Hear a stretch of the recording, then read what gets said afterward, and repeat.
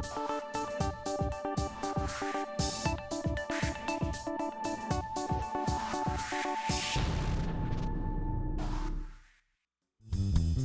views and opinions expressed in this program are those of the participants and do not necessarily reflect the views of Bronxnet or the program underwriters. Straight ahead on this edition of Perspectives, I talk to Luke Cage star Sean Ringgold. He's joining me here to share some new exciting projects he's working on, plus all the advocacy for children living with life-threatening illnesses and disabilities. That's all next right here on Perspectives with yours truly, Daren Jaime. Stay with us. We're coming up right now. What's on your mind? Let 'em know. What's on your mind? What's on your mind? Let 'em know. Anything relevant to life, you bring it to the table. Whether you make a move solo or a movement with a stable. No fables, you speak on your decisions. Cause in the long run, it's your voice, your views, your vision. Keeping it real with many messages for you to know. This ain't radio, but DJ runs the show. Entertainment, he rocks it. Politics, he locks it. The host with the most would handle any topic. Don't forget to share your perspective with shines of light. Cause it might make a difference in someone else's life. Make a difference. What's your perspective? Express what's in your heart and your mind. Share your perspective. What's your perspective? Hey, hello, everyone. Welcome to another edition of Perspectives. I am Daren Jaime. Of course, we thank you for watching. Want to let you know now, you can check Perspectives out every week here on Bronxnet's Channel 67 Live. If you have Verizon Files, of course, that'd be 33 at any time on the web at www.bronxnet.org. There you get the opportunity to share your perspectives. I'll also tell you, check us out on our social media page, Facebook, Twitter, and my professional page, Daren C. Jaime. And you get some inspiration there as well. Now, if you want to find out what's coming up on Perspectives, or if you have an idea for Perspectives, just hit us up. And you never know, your perspective just might make it right here on the show. But coming up, we're talking big screen. In 2009, he made his big screen debut in the Notorious B.I.G. biopic Notorious, starring as Suge Knight. Yes, he's also starred in such films as American Gangster, many others, and I'll tell you what, he's best known for his 6-year portrayal of Sean Evans on One Life to Live, and his current projects include Orange is the New Black, Billions, and most notably, Marvel Comics' Luke Cage. In addition to his acting career, he's a businessman, a family man, a philanthropist. He reigns from our neighboring borough of Queens. We ain't holding nothing against him. He joins us here on our set of Perspectives. We welcome now my brother Sean. Not holding nothing I ain't against holding Queens, nothing against baby. Listen, because you rep in Harlem, right? Yes, all the and time. Luke Cage, and I'm a Harlem guy. So, you know, we understand. family all day long. That is true. It's good to have you across the screen across the set from me, man. It's good to be dog. We've been trying to make this happen a long time, but we here now. It is, because you're so We are busy here. out here making movies and Netflix and this and that, but congratulations, for real. Thank you, man. It's God's blessings. Yeah, Hard yeah. work, determination, focus, things coming to fruition. So talk to us about this, man. So season 2, Luke Season two. Cage. You know, everybody was excited about season number 1. Season number 1, now you have one particular role that you're playing where you're the nemesis. And season 2, you're coming along in a different kind of way. First of all, how do you feel about season 2? Ecstatic. I sat down, when we were at the rap party, I was with the showrunner, and I said to Cheo, look, man, Sugar's gonna lose 60 pounds. And I put that pressure on myself, knowing that, hey, they didn't kill me off in season 1. So I said, let me give them something to possibly write or manifest for my character. You know, I just said, I have to try to make this happen. But because I put it in the universe, I said, hey, I'm gonna lose 60 pounds. I ended up losing 100 pounds. I became a pescatarian, no chicken, no beef, no pork. I just eat fish, a lot of vegetables, you know, greens. That changed my life and became an avid cyclist. My daughter was born, and I just said, things just changed. So when season 2 came around, they saw the drastic difference from Sugar season 1. They're like, okay, wow.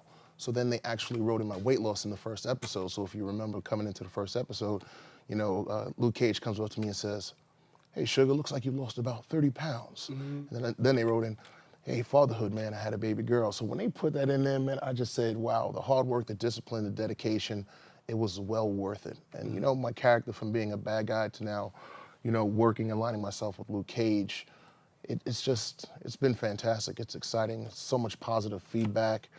I mean, to think, not even a hypothetical, this is reality. Yesterday, I just started my new movie, Uncut Gems with Adam Sandler, and Kevin Garnett. So Adam says to me, "What's up, sugar?" I was like, what? I mean, that blew my mind to know that this audience of Luke Cage Marvel reaches every celebrity. It's in 190 different countries around the world.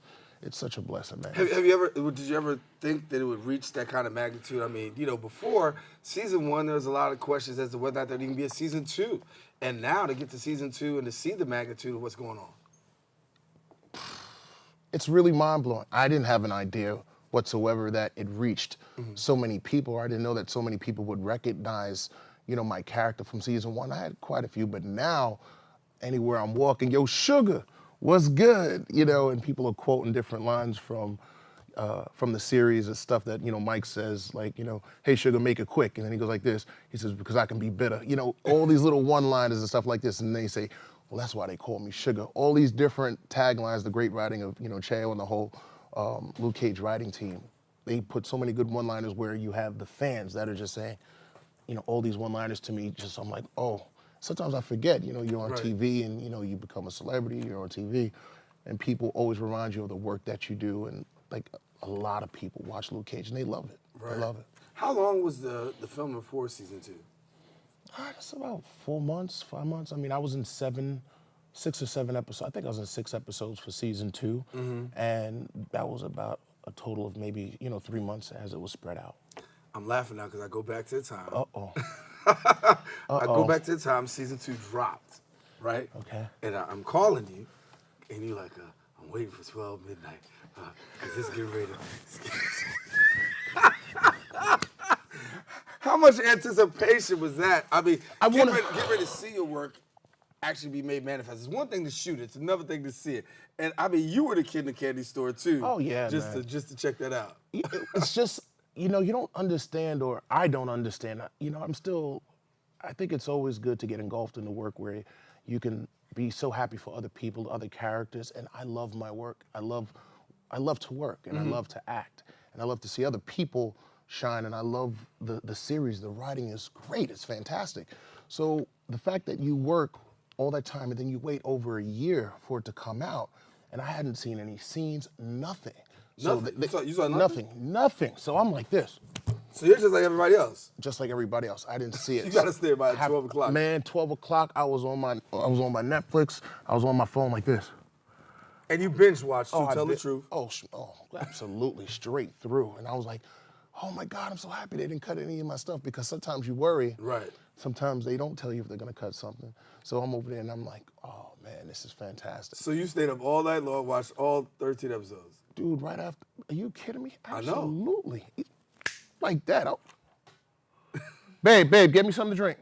All right, pause it. Okay. Oh, I didn't miss anything. Then I watched it again, and I watched it again. Absolutely. How much of a critic are you after watching it? I mean, you watch it, I can do this better, I can do that. Sometimes, in the beginning when I started acting, it was very hard for me to look at myself because, we're self-critical. Right. I don't watch what I do either. I can understand that. Yeah. You beat yourself up. You're like, oh, I should have been, my weight should have been a little bit better. I should have spoke this way. I should have made a different decision. But I've learned to be comfortable in my own skin. We all have room for improvement. Be happy with what God has created in you, and enjoy the moment, enjoy the process. And so sometimes when, I get self-critical, I just stop it, Sean. Stop it. You're fine just the way you are. We're all evolving. And I've learned to get comfortable looking at myself on camera and saying, okay, that was an okay job, but I don't like to critique myself. Sometimes if I do something or I'm playing a character that I was uncomfortable playing and I really let myself go, there are times I'm like, who is that guy? I don't notice who I am, because you get lost in the character, Right. which is, a true representation of the art when you don't recognize a person. Because I want people to go to a movie and say, that was Sean? I didn't even know that was him. Right. So that means that you're really doing, to me, in my eyes, a good job when they don't recognize that was you, the character that you were playing.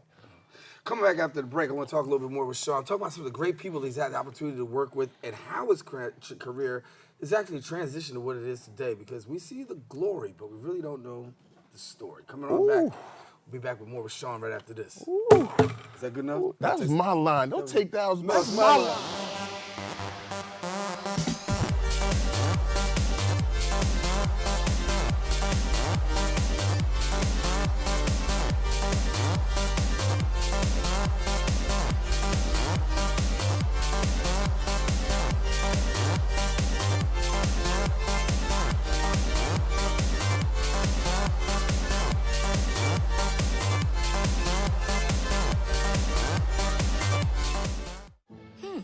maybe you can make retirement happen.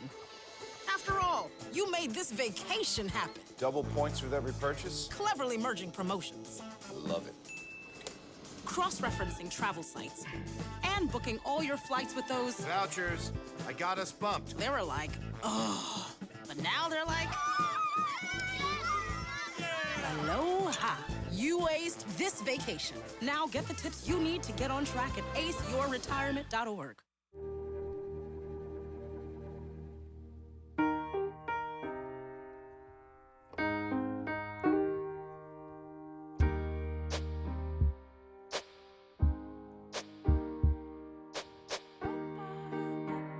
And I can't change, even if I tried, even if I wanted to.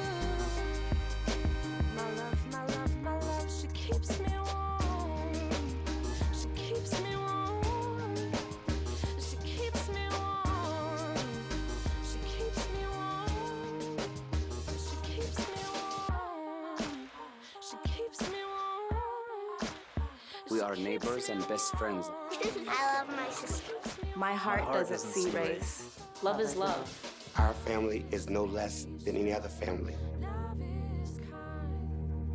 Love is patient.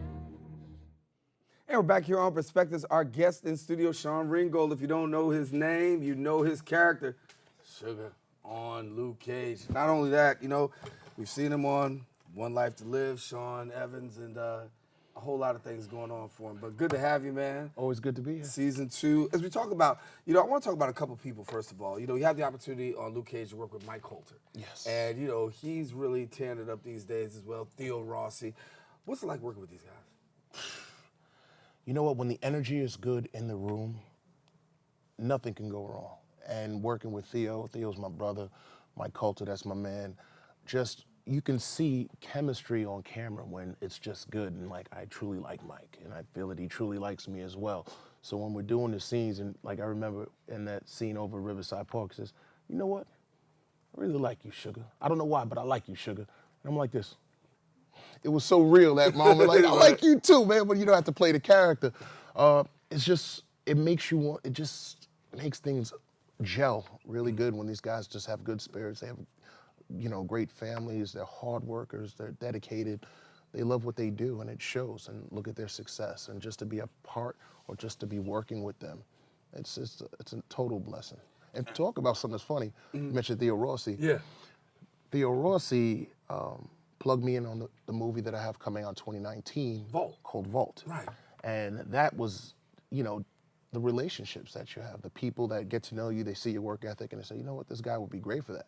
And I believe he's a producer on that, and he, you know, made some calls, they showed my tape, and offered me the role, and I couldn't be more grateful, and that's because of the relationship, and, you know, people just genuinely, you know, taking a liking to you, or just being hungry. You have to be hungry. I don't take anything for granted. And be appreciative, be humble, and be grateful that they kept your butt alive from season 1, and then season 2. Some people start feeling themselves like, I'm the man. I'm like, nah, man, it's a blessing. And then when he called me for that, then to be able to work with William Forsythe, you know, Don Johnson, Chaz Palminteri, I mean, it's an all-star cast. And you work with Adam Sandler, and you're also playing Kevin Garnett's bodyguard. And in the movie Uncut Gems, I started that yesterday. You know, I have to go back towards the end of October, and I don't know exactly when that's coming out. But then, like, but prior to that, like, I'll go into what you were saying before you exited the segment. You said people see the glory, but they don't know the story. People don't have an idea how many auditions that, you know, you go out for on a regular basis that you don't get. How many is it for people to take it? How many times you hear no? Oh my God. People, like most human beings, have no idea actors what we go through psychologically, because people are always telling you no. But then when you get the yeses, they're substantial. I'll say in the last 2 weeks, you know, 5 auditions, didn't get one, and then I just got an offer for this movie. My boy Stephen Pope, known him for years. It's because of who you know sometimes. Plugs you in, shows your tape to the director, they like you, like, oh, we know this guy, we like this guy, he's in. I'm like, and then the next day I'm on set with Kevin Garnett and Adam Sandler talking about, I went out for the movie, I Now Pronounce You Chuck and Larry back in 2007, now I'm here with you 11 years later. That's not me, that's God, being consistent, dedicated. Can't make these things up, man. It's amazing to know if you stay dedicated and disciplined in this business, you can go very far. And, you know, just to be able to work with them, who knows? They may say, yo, that dude was funny. They're getting ready to produce a movie.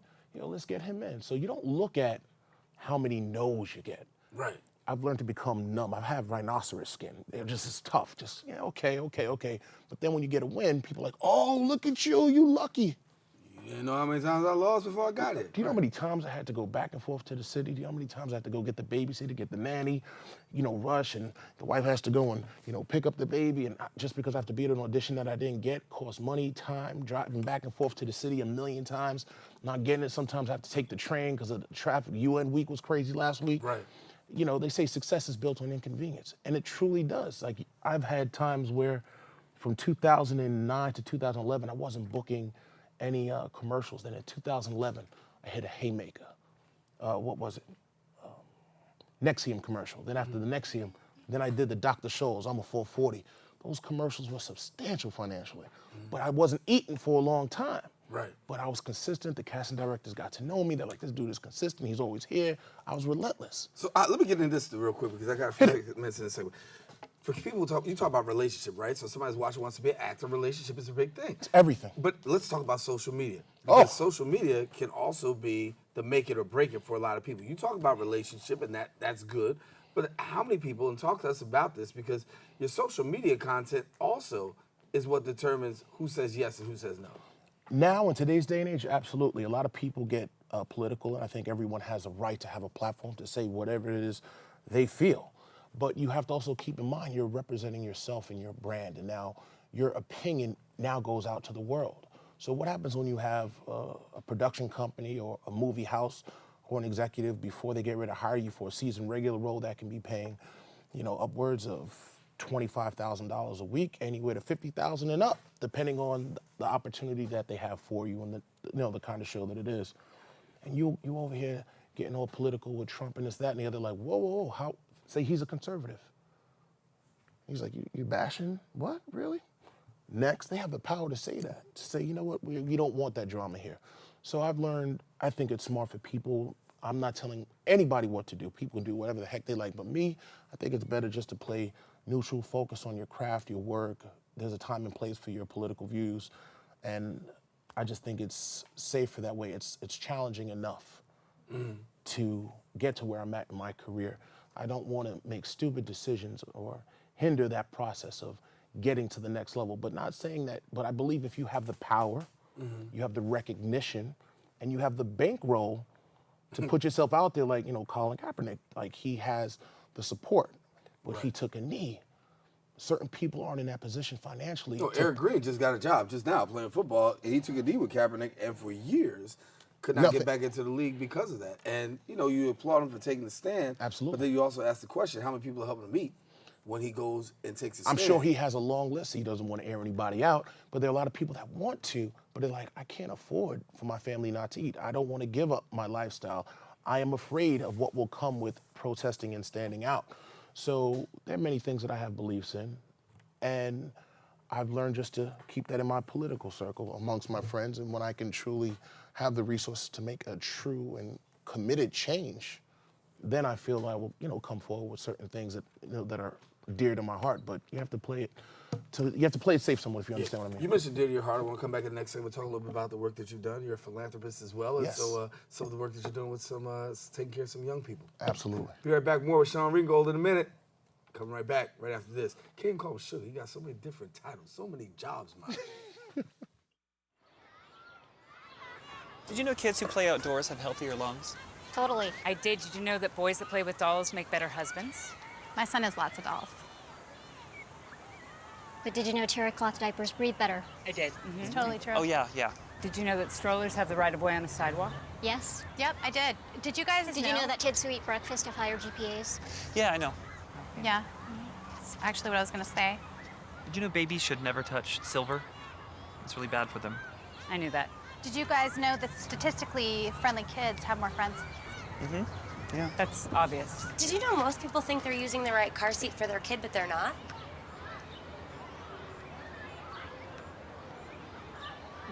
Parents who really know it all know for sure that their child is in the right seat at the right age and size.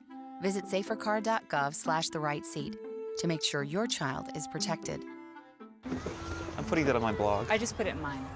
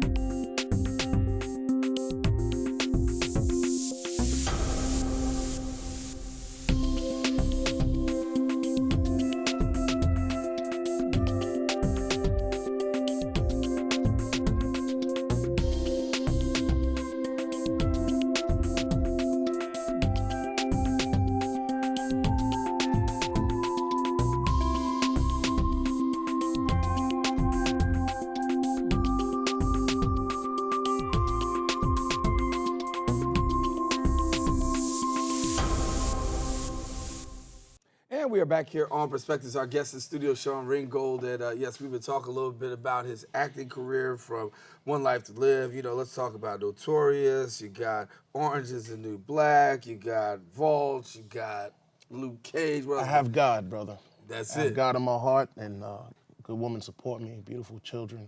I'm blessed, man. You are blessed. And you also try to bless other people, too. And you do great work as a philanthropist. I can't let you leave without talking about some of the work that you're doing in terms of empowering other people and really kicking it back for some young people. Hey, I go to schools. I do open schools for a lot of kids. I try to motivate, encourage them, talk about the opportunities that they have here in this world. I try to talk about, don't worry about the things that have held you back, knowing that today is a new day and that you can move forward. I talk about how important it is to have mentorship, because they say, you show me who your friends are, I'll show you who you are. Stay around positive people. Stay away from people who are negative, that are deceitful, that are harmful to your spirit. I have a thing where if you're not adding to my life, you're subtracting. And if you're subtracting, I simply delete you with no reservation, because this life, this life is short. You have to be positive, and when you have good people around you, you become positive, you become successful, and try to get people to ask them, what is their purpose? What is it you want to do? Because how is the easy part. Why? Why are you going to go through so much discomfort and waking up early, going to bed late, dedication and discipline? You have to find that why. What is your why? How is not that hard? There's a million ways to make good money out here. Why? Why are you going to discipline yourself? Like, for instance, why did you get down and knock out 25 push-ups when I called you out? We're not going to talk about that. But I want you to know, before the show even started, I was saying, I need to get back into the gym. This is a real story. I got to get back to the gym. I said, but he said, no, we're going to do this now. And right in front of the crew, he made me bust out 25 push-ups. That's right. I knocked out 50 for you. You did knock down 50. We was drinking that water, too, before the thing started. But I also try to talk to him about, having a healthy body. I lost 100 pounds through cycling, and I was, working out. But I just said, my daughter was born. I said, damn, I need to be alive. I need to be here. People are dropping. People are going through a lot, as far as their health. And I said, I want to be here for my family. It's imperative. So I became a pescatarian, no chicken, beef, no pork, like fruits, vegetables, blah, blah, blah. But then I took on cycling and connected with some ex-pro cyclists like George Hincapie, Christian Valverde.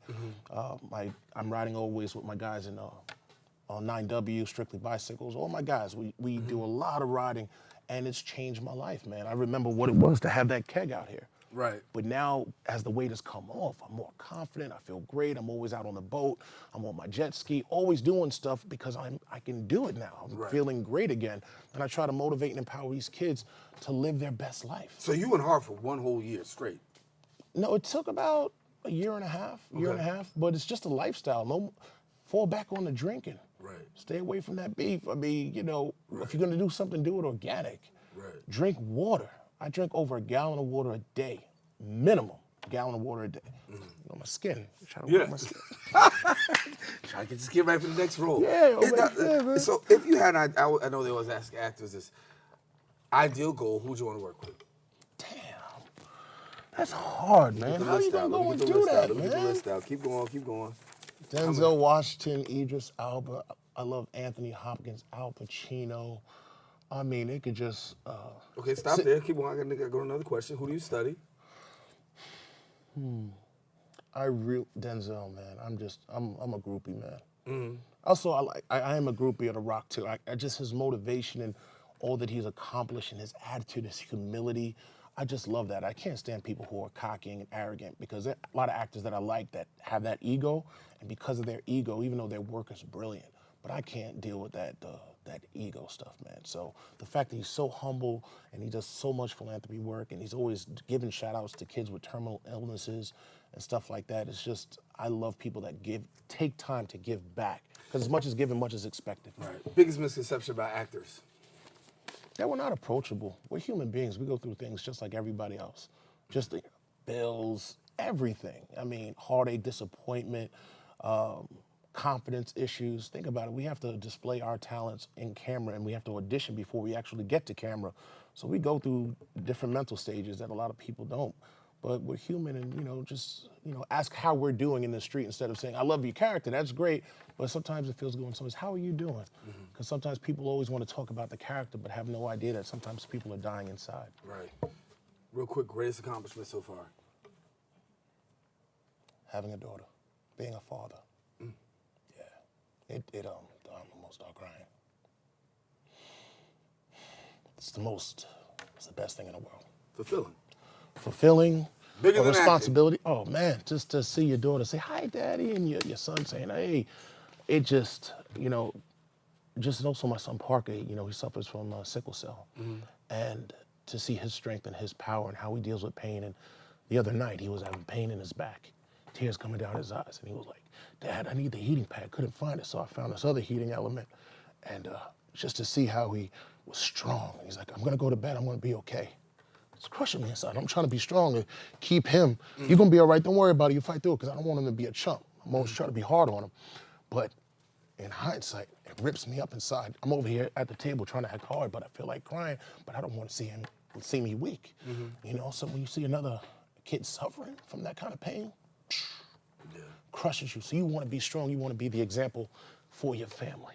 Right. So I just try to be that Superman for them so they can say, I got no excuses, I got to be like my dad. Well, you my man and you Superman. I want you to know that, man. We're going to end on some tears. How about that? Sean Ringgold, our guest in the studio. You can check him out on Sugar. Luke Cage, listen, you can check him out. The movie's called Vault. What else is the other one you just came? You're doing that right now? Uncut Gems. Uncut Gems. Yeah, catch him on all that. Listen, we got it out of time. He done cried us all the way to the end, man. Why'd you wait till the end to cry, Why'd you do that, man? I'm sorry, man. That was calculated, man. That was calculated. That was calculated. You got to end on a high note to get you back to come back. That's good for the ratings, baby. Listen, we're almost here to Seven Perspectives. I'm Daren Jaime saying take care. God bless. We'll talk to you later.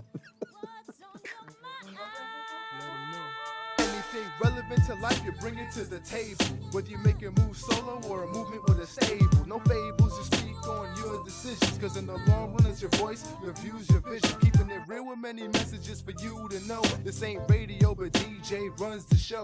Entertainment, he rocks it. Politics, he locks it. The host with the most would handle any topic. Don't forget to share your perspective with shines of light. Cause it might make a difference in someone else's life. What's your perspective? Express what's in your heart and your mind. Share your perspective.